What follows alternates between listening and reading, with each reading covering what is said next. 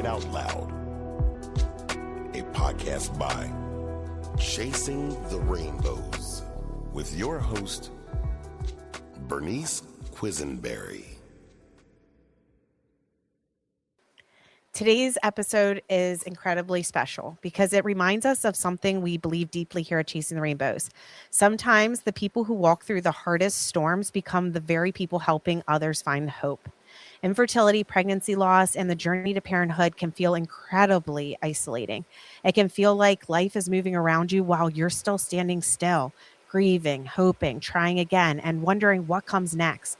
But every so often, someone enters this space who turns their pain into purpose, someone who chooses to use their story to make others feel less alone.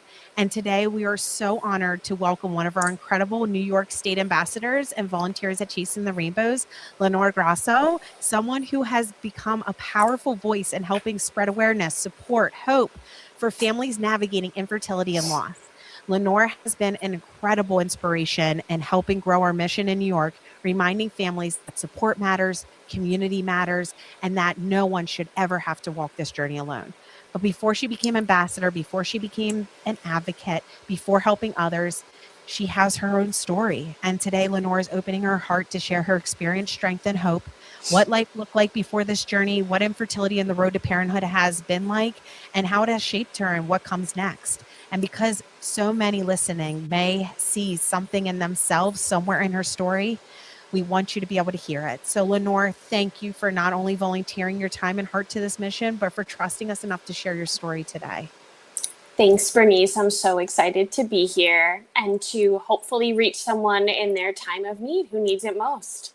Absolutely. Absolutely. So thank you. Yes, I would love for you to tell us about you and, before infertility became a part of your story, tell us about your relationship, dreams of becoming, what you imagined, all of that.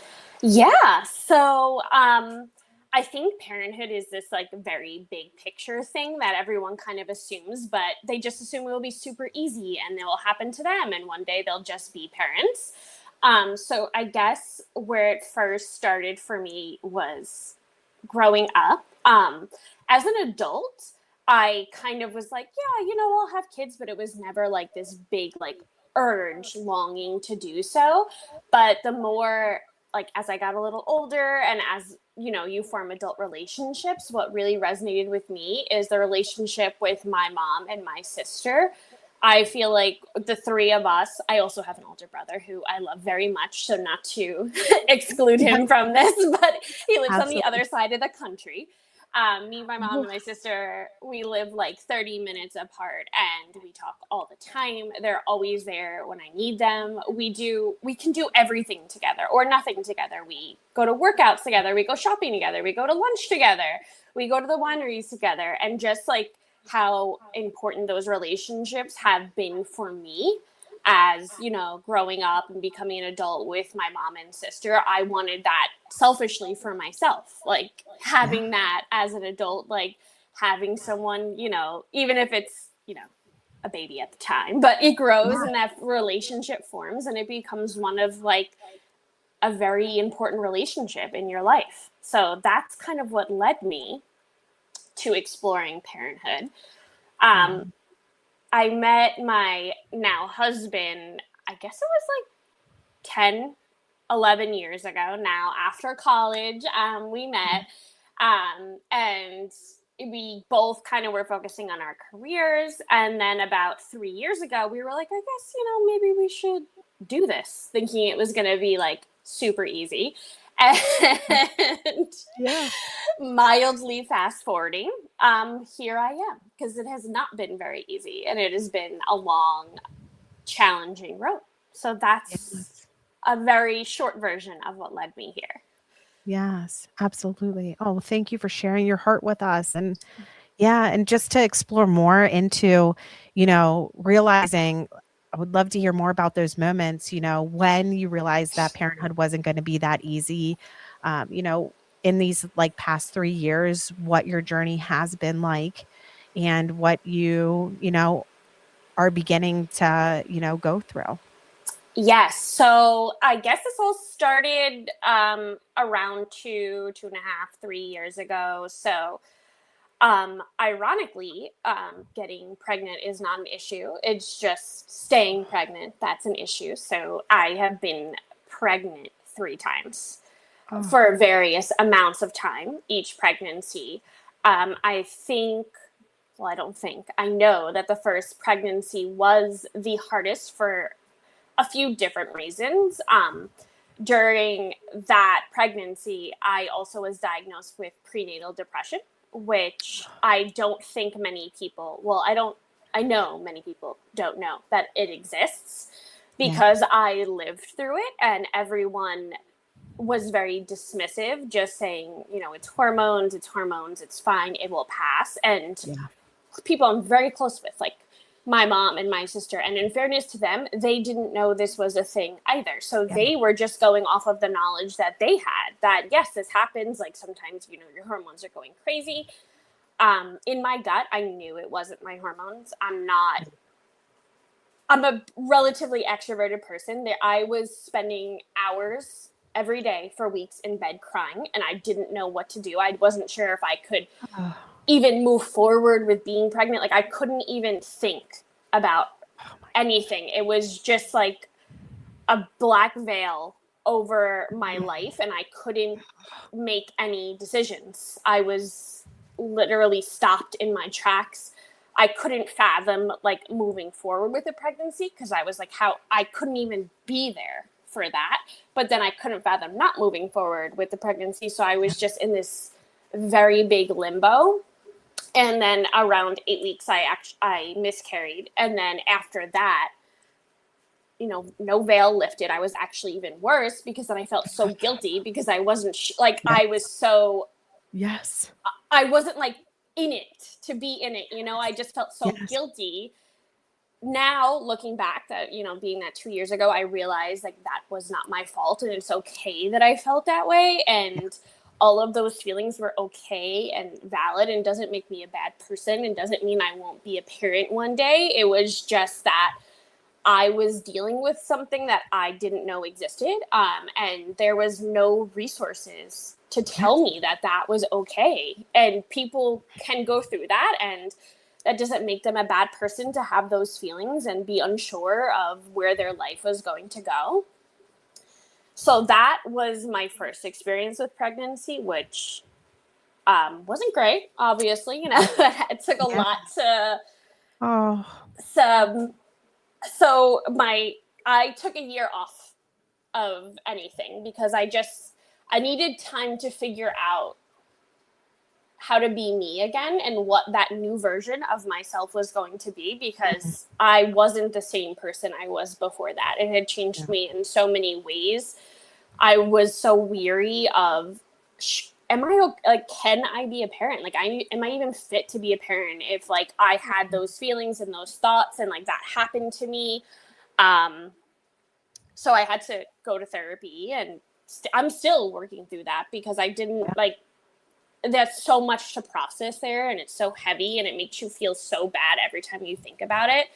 So there's a lot of like self-doubt, and there was a lot of hardships for me, like navigating the medical system. I mean, I could go on a totally different tangent on this, but I feel like women do not get the healthcare that they deserve.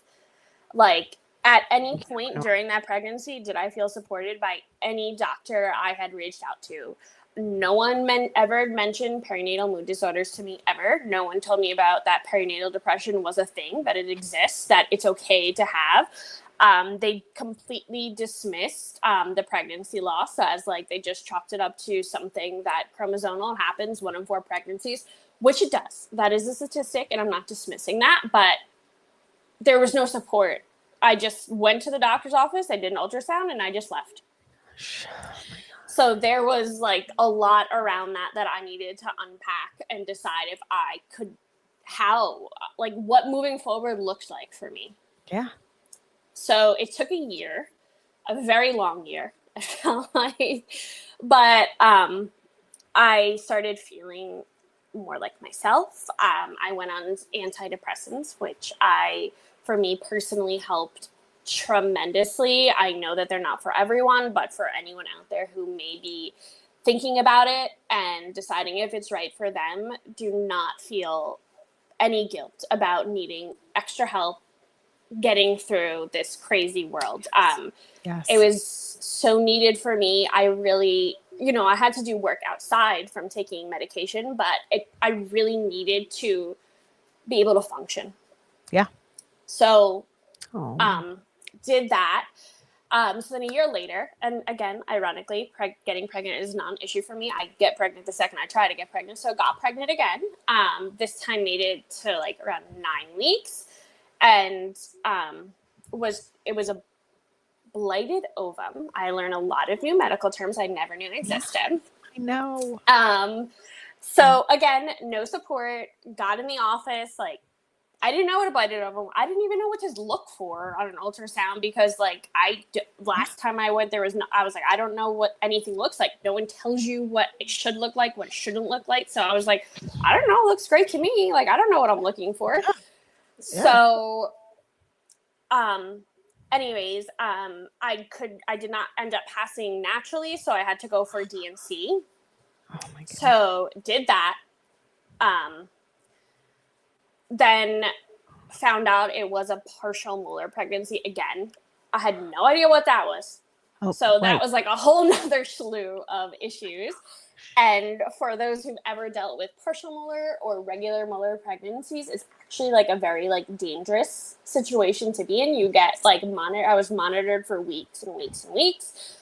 I'm obviously not a medical expert, so if anyone's listening to this is not exactly what happens, but how my brain can understand this is that like the extra set of DNA could like attack your uterus and cause some version of cervical cancer, which that's a call to get. I cannot believe they tell you that over the phone.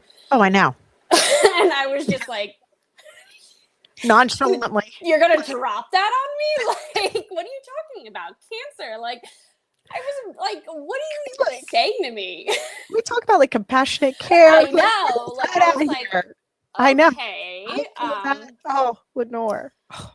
So did that. Yeah. 2 months later, I was pregnant again. This time it lasted till 12 weeks. Again, another partial molar. So I know, which is like very weird statistically.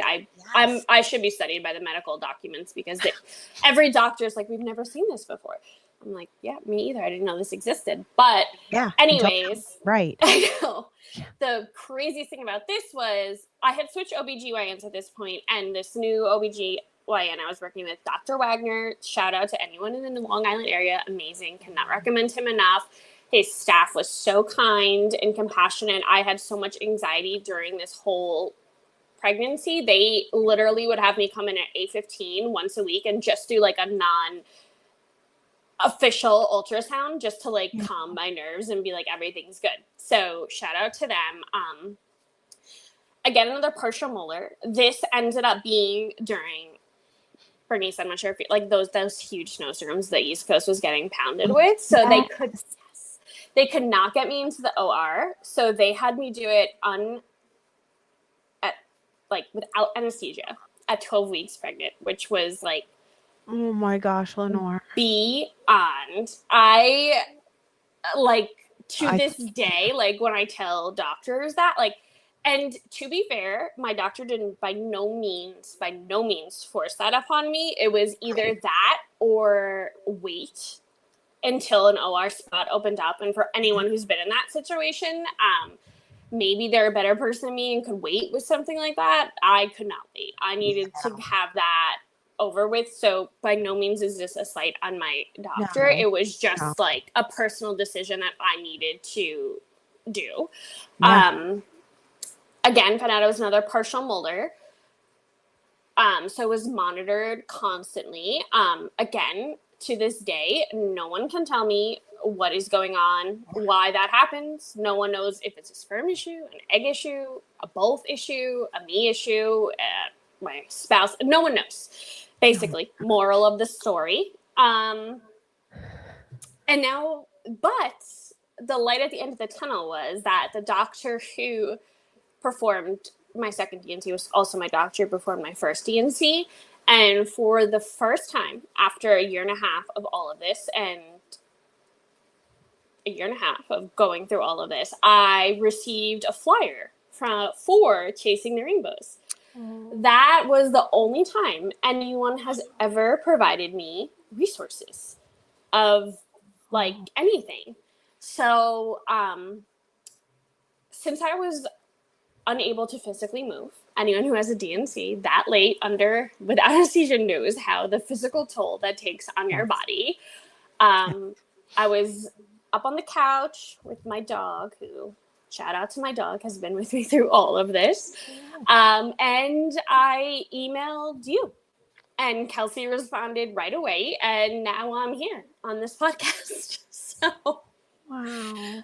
Yes. Oh, Lenore. Oh my goodness. There's so much in there. I know. I feel like we could do like separate podcasts for your story. Just like breaking this out right here. Like, yes. Oh my goodness. First and foremost, thank you for openly sharing. And I think shining a light, cracking the silence on so many things that are, messed up, unfortunately, but also the benefits and the good thing about our medical systems. When you have a supportive doctor, it's a different kind of journey. It makes you feel seen, heard, validated. Like you're not this like crazy hormonal woman in those moments. Like, when you finally feel like your care team is part of this, because your life, your baby's life is in their arms and hands, and for you to have that, after and finally finding that doctor is huge. But for everything that you went through, I know I think about molar pregnancies, and to kind of get that news just nonchalantly on the phone, like, oh, like if this doesn't happen, or, we don't do this right, this is what could happen. And these things. And it's like, what? Like, is this medical? Is this how we are? We need to like do a better job with that, because no one should ever get delivered that kind of news, just so abruptly and just, oh, by the way, casually. Yes. I tell my husband all the time, and this is why I think he's partially so glad I found you guys in Chasing the Rainbows, like a hill I will die on. And one of the reasons I'm so excited to do this is women do not receive the proper health care. Like, I always say, if this was a men's issue, like, this would not be a thing. But since women just have no choice but to deal with this and find all of this out along the way, there's no education on anything. You have no idea what could happen going into deciding to start a family, all the what ifs. Like, I had no idea that 1 in 4 pregnancies ended in miscarriage. That is a huge percentage. Why does it huge? Why did I not know that? Like, I had no idea about how any of this works. The only guidance I'd ever received is asking me once a year at my OBGYN annual, like, are you trying for a family? Yes or no? And if the answer was no, which it was for a very long time, okay, great. Here's some birth control. No? Okay, let's wean you off of birth control. That is the only guidance I ever received. Any information I found myself and had to bring with me to the doctor's appointments. Like, again, that could be a totally separate podcast. A hill I will die on is that we do not receive the healthcare that we need to receive. No, we really need to educate ourselves, to advocate for ourselves in these situations. And you're right. Like, when we fall to the bottom end of that statistic, that 1 in 4, and we know how common it is then. And then we, all of a sudden, you're right. Like, I didn't know what a chemical pregnancy was. I didn't know what a blighted ovum was. I didn't know what a molar pregnancy was. I didn't know what a stillbirth really was. No one really talks about this. And it's because of the insensitivities that come out of people's mouths. You're scared who you can open up with and who's actually a safe space for you. Because if you talk about it with, and that's when the well-intended, but those insensitivities and the comparisons come out of people's mouths. Yes. These are the only losses that someone feels the need to compare it to something worse, to make you like, and it's like, this isn't giving me comfort. Yes. It's getting me to shut down.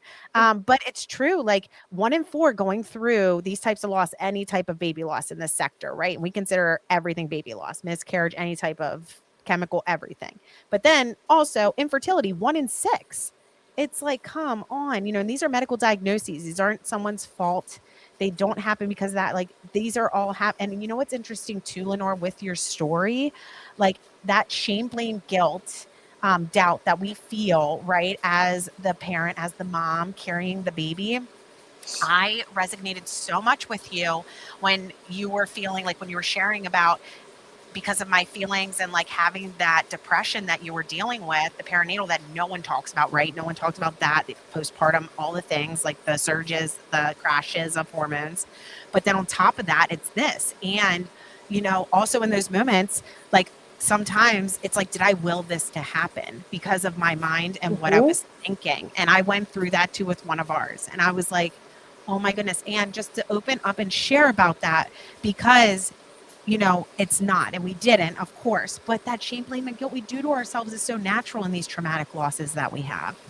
Yes, because no one, I think without understanding how these things or why these things happen, you assume that it's your fault. And since we go in with such minimal knowledge, aka no knowledge, like that's all you can do. It's so easy to spiral because you don't know. Like, to be told like these things exist as they're happening or after they're happening isn't helpful. You need to be informed prior to so that you're not like so hard on yourselves. Like it took, I mean, a year for me to feel like myself again. And I feel very lucky that I even feel like myself again. It took a lot. Like I fought for that every single day.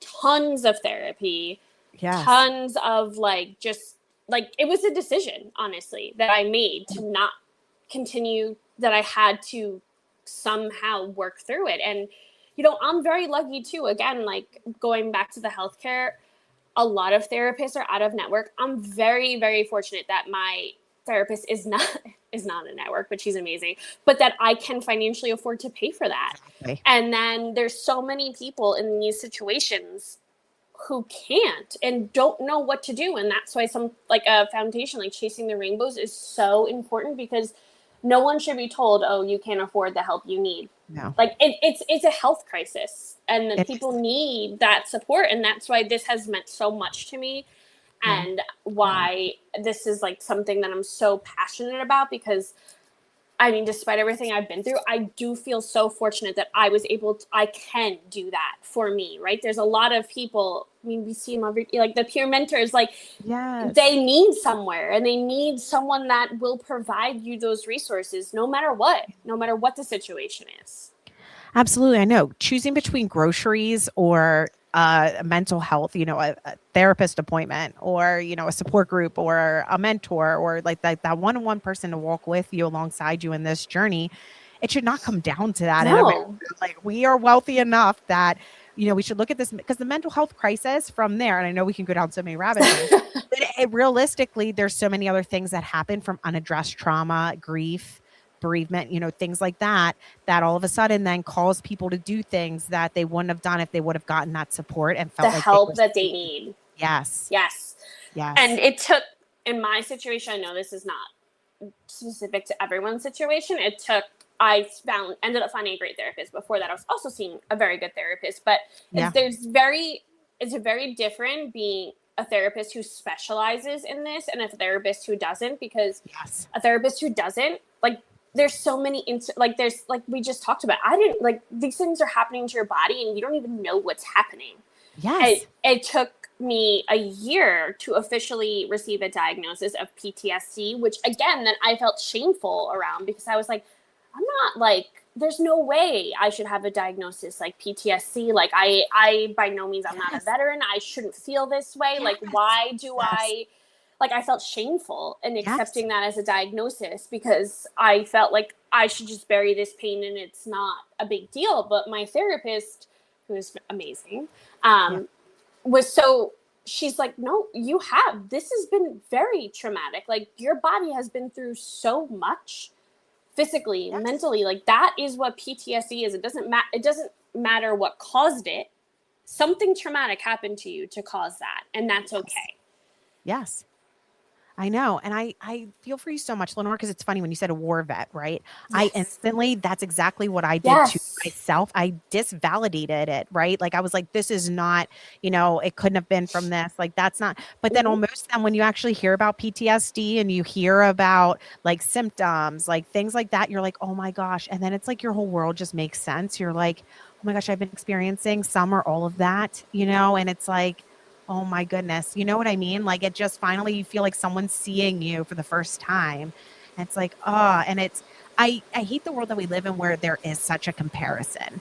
And that I think social media has done that a lot to us. I Yes. think, you know, that like one invalidates the other or one isn't justified like another one is. But in all reality, you know, it's you know, we go through hard seasons of life, just to put it so simply, but, you know, horrific experiences. A parent never outlives their child at any stage or age. So like going through that, you know, that's the worst nightmare of any of us. And so, you know, the trauma around it, then the delivery around it, the hormones around it, everything all at once. It's everything, you know, we hoped and dreamed since we were, you know, younger, not happening. So it makes sense. It does. Yes. And now that I've accepted it. Yes. I know, I bet. I've accepted it. Yes, good for you. And actually, I'm grateful that you accepted it, not that, of course, you know. Yeah. But I will say, out of all of this, like, it's kind of ironic because, like, after I kind of accepted all this, it's almost like a sense of freedom. Like, I don't think I would have ever done something like this before, you know, like, go on like a public forum and discuss everything that's happened to me. But now it's kind of like, well, I lived through all that, so what's the worst that could happen here? Like, it's almost a sense of freedom. Like, you realize how much you're capable of, unfortunately, because of how much you've had to go through. Yes. But now it kind of put, like, the rest of my life into perspective. I don't know. Do you watch The Pit by any chance? Oh, of course I do. Okay, good. Because I tell this, like, comparison all the time, and it is, like, the first time, like, it's stuck, like, with my husband, like, an aha moment. Like, season 2, and that couple came in, like, in that car crash, and he was, like, recording a video for his spouse, and he said to Dr. Robbie, like, is this what happens? Like, you think everything matters until you end up here, and then you realize it doesn't matter. And I feel like that's a perfect comparison for my mindset. Like, everything mattered, and now, like, I am so easy to say, like, that doesn't matter to me. Like, I'm not going to worry about that. That doesn't matter. I'm not going to stress about that. Like, as long as, like, I'm happy and healthy, like, that's what matters for me. Yes. So. Yes. Doesn't it almost put it more simply, like your life, like more simpler? Yes. And it really like has you living with intention. Like we've lived through hell, right? And it's like, we know that we're not going to let something rob us of our joy, of our love for ourselves, for this life. And, you know, it's not perfect every day, of course not. But, you know, you look at that and you're like, how can I eliminate, you know, things and keep it like almost live that simple life that is so beautiful, you know, in different ways. And just realizing that. Yeah. So, I mean, that is like a silver lining that I think, like, out of all of this, like, I feel like a weird sense of freedom. Oh, Lenore. Yes. I know. I think it does put things into perspective, though, differently. Like realizing, you know, when we lose babies, how, you know, horrific that is, right? And learning to live again. And then all these secondary losses that come with the primary, you know, with all of it. And then just like how it shapes us and changes us, and, you know, changes us in ways that we don't even realize, which is, you know, interesting. And I'm grateful for the person I am today. But I feel like too, whenever we get an opportunity to share, I don't know about you, but I feel like it cuts our pain sometimes in half if we have somebody else that it can resonate or help in those moments. Yeah, I mean, that's honestly exactly why I'm here, right? Because I don't want anyone else to feel how I felt going through any of this. So if there's one person that is like, oh, like I felt that way and I can relate to that, like that's honestly the whole reason why I reached out to you guys to begin with, because I never wanted someone to feel the way I felt for months and months, like feeling that shame and that, like, oh my goodness, like how am I going to live with this? Yes. Oh, Lenore, thank you. And that, you know, you've been such an inspiration in spreading awareness and just support in New York and beyond, of course, you know, for all of Chasing the Rainbows. And for someone who is listening, and I would love for us to wrap up with this, who feels like exhausted, heartbroken, like afraid of their story, like that it won't end in the, you know, in something that they've hoped for, like, what would you want them to hear? And what does that hope look like for you today as you continue your own journey to parenthood? Yes, I would. So I think about this a lot. What I would tell like a former me or someone going through this, like, it's okay. Like everything you're feeling, like there's no shame around it. And there's no like, do not beat yourself up. Do not feel bad. Do not feel like you did this. Do not feel like any of this is your fault. You're doing the best you can. And sometimes like really bad things happen to good people. And there's never going to be, unfortunately in this realm of life, like there's not a lot of answers. And that's something, a big pill to swallow, but you'll be okay. It will be okay, no matter how it turns out. And there are people here like you and me who will help you through it. And that's why Chasing the Rainbows is here. Oh, Lenore, thank you. That was so beautifully said. I don't even know what to say. But you're so right. You know, we are here for everyone, you know, living in these journeys and having that free support and having people like you, you know, giving it a voice and realizing, you know, that they aren't alone and don't need to isolate, and that they can find a safe space with sharing with a community of people who get, even though we've walked different journeys, but we all understand one another because we've lived through these kind of heartbreaks and gut-wrenching experiences to parenthood. So Yeah. Oh, Lenore, thank you for being here. Thanks for your honesty, your vulnerability, and for trusting us with your story. I just can't say that enough.